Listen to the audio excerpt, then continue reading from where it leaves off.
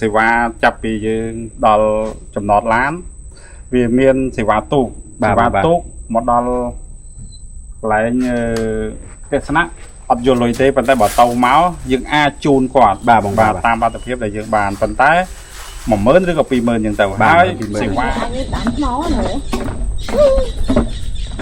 បានថ្មច្រើនសិទ្ធិកងកាង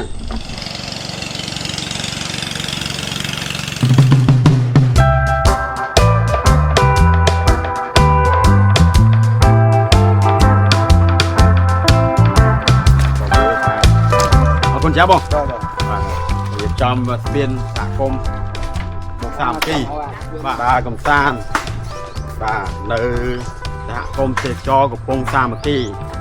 ជាមួយក្រុមគ្រួសាររបស់ខ្ញុំបាទចែកលែកសមាជជីវិតអញ្ចឹងឡាយសូសមាជីវិតចាក់ដែងបាទនេះគឺជាតំបន់ទេសចរមួយដែលទាក់ទាញហើយខ្ញុំគិតថាតំបន់នេះគឺជាតំបន់សក្តានុពល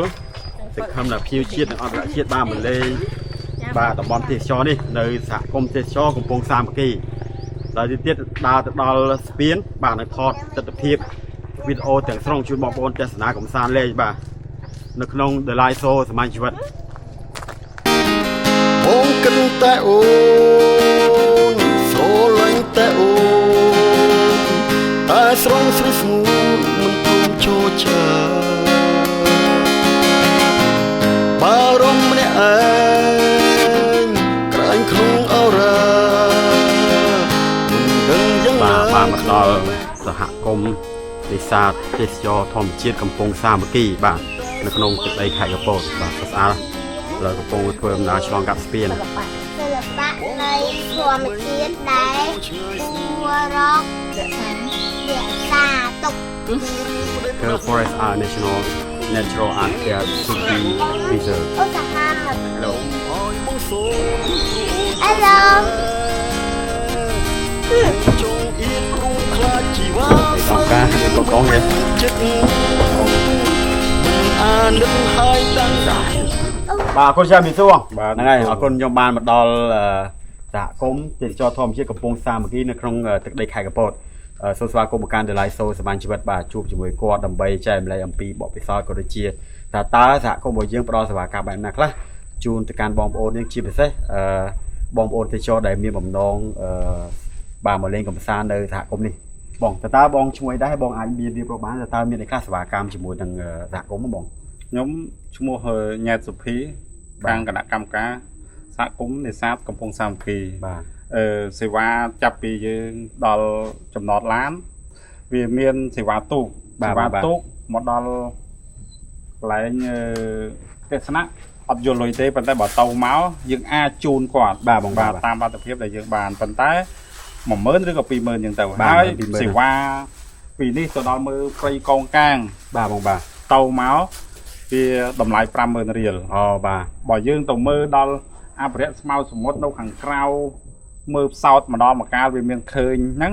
អាហ្នឹងថែម20000រៀលអញ្ចឹងបាទមួយជើង70000រៀលបាទអរគុណចាបងហើយផ្នែក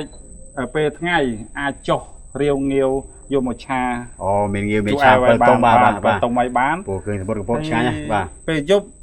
យើងមានជាលក្ខណៈទេសចរយើងឆ្លោះមឹកបកាត្រីអាចរស់នៅកន្លែងហ្នឹងបានដែរយើងជួលសេវាដែលយើងមានពិលមានស្នចាក់ហ្នឹងបាទបងបាទអូខេបងបាទហើយលក្ខណៈដែលយើងយប់ហ្នឹងមានអាចមានឈួចទៀតអូបាទឈួចយើងជាជួលឬមួយអីហ្នឹងជាទូកំសាន្តតាមហ្នឹងទៅបាទតាមដងព្រៃដែលខុសដែលយើងអាចរុញបានបាទបងអញ្ចឹងណាបងណាអរគុណបងឃើញខ្ញុំឃើញទស្សនវិជ្ជាស្អាតមែនតើផ្លូវចូលមកមានតាមព្រៃកោងកាងមានខ្សែអំបិលរបស់យើងជាពិសេសខ្ញុំចង់ថាបន្ទប់ស្នាក់នៅមួយយប់បានដែរបងបន្ទប់មានបន្ទប់ទឹកនៅក្នុងហ្នឹងវា$15 បាទសម្រាប់នឹងបាទនឹងអត់មានបន្ទប់ទឹក$12បាទ$12បងបាទអូខេបងបច្ចុប្បន្នភ្ញៀវទេសចរមកលេងច្រើនទេបងភ្ញៀវជាតិឬក៏ភ្ញៀវអន្តរជាតិបានមកលេងបងភ្ញៀវជាតិច្រើនភ្ញៀវអន្តរជាតិមានតែតិចតួចបាទអរគុណបងហ្នឹងហើយអរគុណបងដែលបានចែកម្លែកព័ត៌មានជាមួយ The Live Show សមាជជីវិតអញ្ចឹងបើសិនណាបងប្អូនភ្ញៀវជាតិអន្តរជាតិខ្ញុំគិតថាប្រហែលជាមិនខុសកន្លែងស្អាតមែនទែនទីមួយធម្មជាតិទេសចរ ទី2លើបងបានឃើញជាមួយស្ពានបាទឬស័យបាទកំពុងតែអភិវឌ្ឍកំពុងសាងសង់ដោយសហគមន៍បងប្អូនសហគមន៍យើងប្រជានេសាទបាទហើយសង្ឃឹមថាពុកម៉ែបងប្អូនដូចជាអាចមកលេងបាទដើម្បីចំណូលជួយសេដ្ឋកិច្ចជួយសហគមន៍ហើយជួយសេដ្ឋកិច្ចប្រទេសជាតិយើងទៀតអរគុណចាបងសុខសប្បាយបាទអរគុណបងតាមបាទដំណងដល់តាមច្រើនណាបាទយើងជីទូកបាទជីទូកដើរឆ្លងស្ពានរិស័យបាទអាចដើរបានតែថ្ងៃនេះខ្ញុំអត់បានស្លៀកពាក់អីមកបាទថតចែកបែបជូនបងប្អូនអញ្ចឹងយកបានដើរស្ពានរិស័យទេថ្ងៃនេះដើរស្ពានព្រៃកោងកាង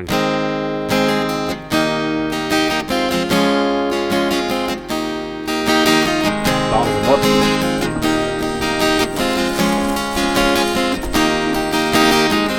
បងកិនតែអូនស្រឡាញ់តែអូន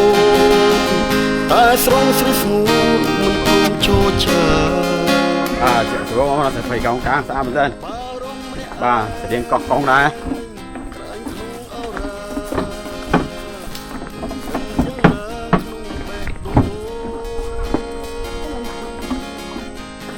បាទកម្មវិធីលើកកម្ពស់សិទ្ធិជាមូលដ្ឋានសហគមន៍នេសាទចោមបលុកបបពិសោធន៍ទឹកងំដោយក្របកោងកាង